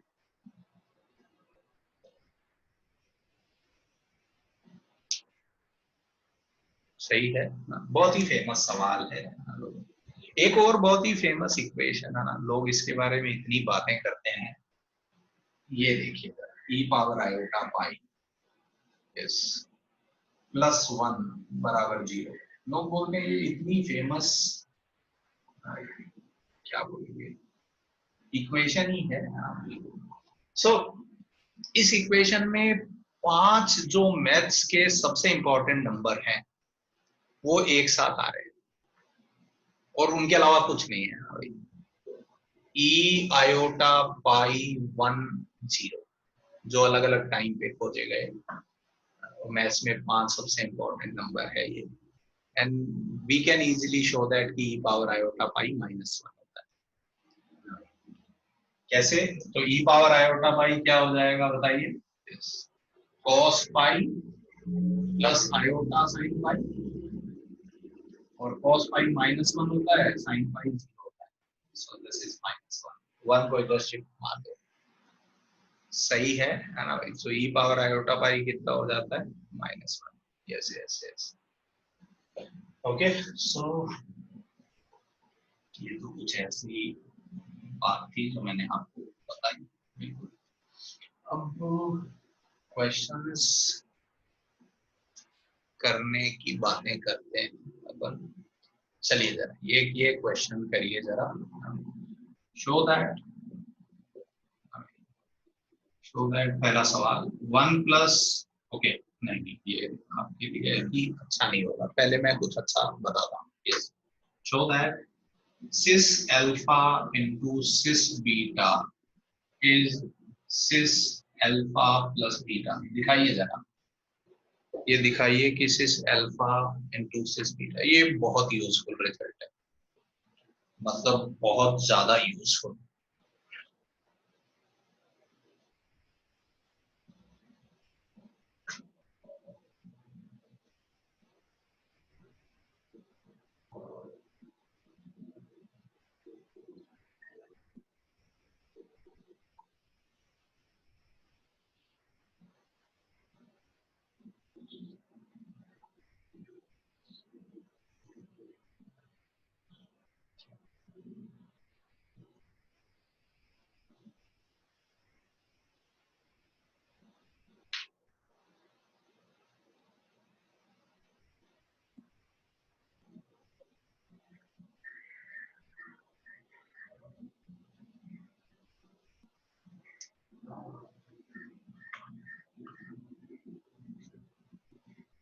हो गया?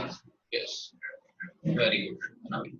सो दो थॉट है, एक तो अगर आप इस मेथड 1 सिस अल्फा को लिख लो cos alpha plus iota sin alpha, इसको लिख लो cos beta plus iota sin beta.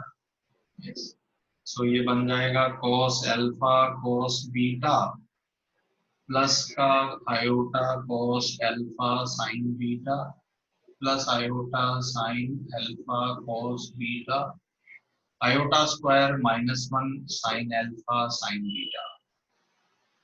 तो अब इसको और इसको पेयर करेंगे तो क्या बन जाएगा बताइए? cos alpha plus beta plus iota cos alpha, इसको अगर आप पेयर करोगे आप देखिए तो क्या बन जाएगा? sin अल्फा प्लस बीटा ना। इन दोनों टर्म को पेयर अगर आप करेंगे, आयोटा कॉमन आ गया तो sin a cos b plus cos a sin b का फॉर्मूला है। तो ये आप देखिए, इसको मैं लिख सकता हूँ cis alpha plus beta. This is one thought.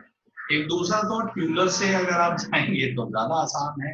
Sis alpha is e power iota alpha, cis beta is e power iota beta, so it becomes e power iota alpha plus beta, that is cis alpha plus beta. It's very simple. है ना भाई? Yes yes yes, मैंने भी किया, लेकिन मुझे भी आता है। यस, ये भी बहुत आसान है, कुछ भी कर सकते थे। तो ये बहुत ही यूजफुल रिजल्ट है कि cis alpha into cis beta becomes cis alpha plus beta। Clear हो रहा है जनता को?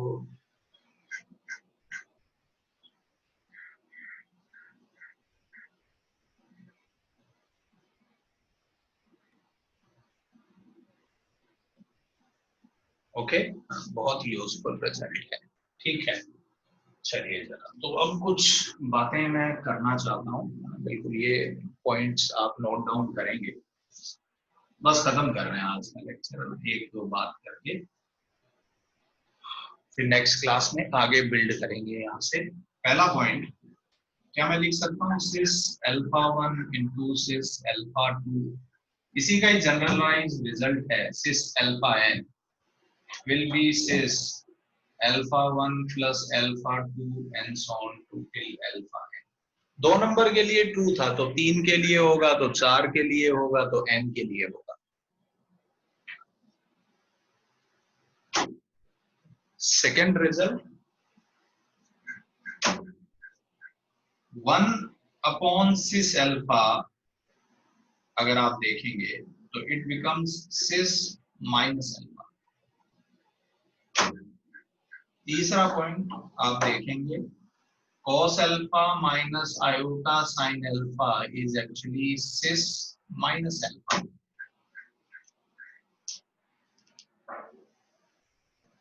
cos minus alpha plus iota sin, तो cos तो माइनस आ जाएगा और sin माइनस आगे दे देगा।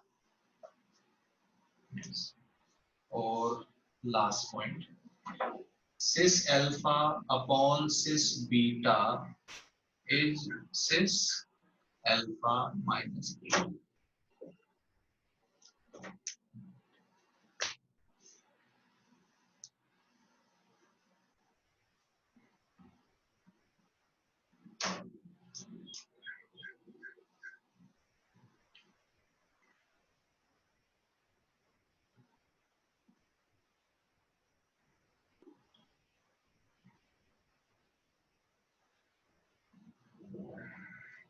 क्लियर है क्या ये पॉइंट सबको?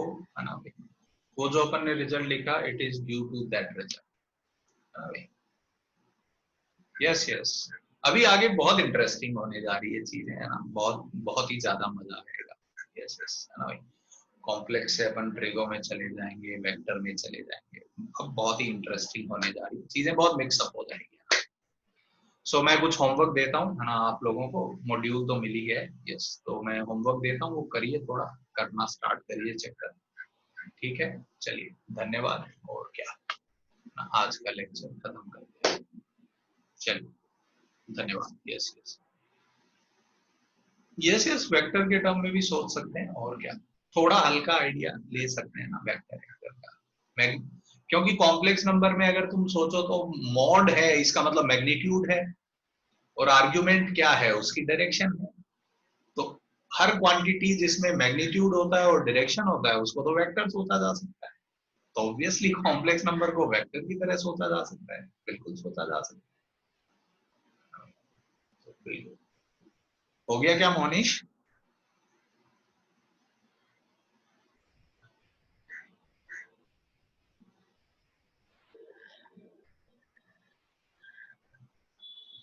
ओके चलिए धन्यवाद। यस यस इस डिफरेंट है ना, बाद में पढ़ेंगे अब। ठीक है चलिए ओके धन्यवाद।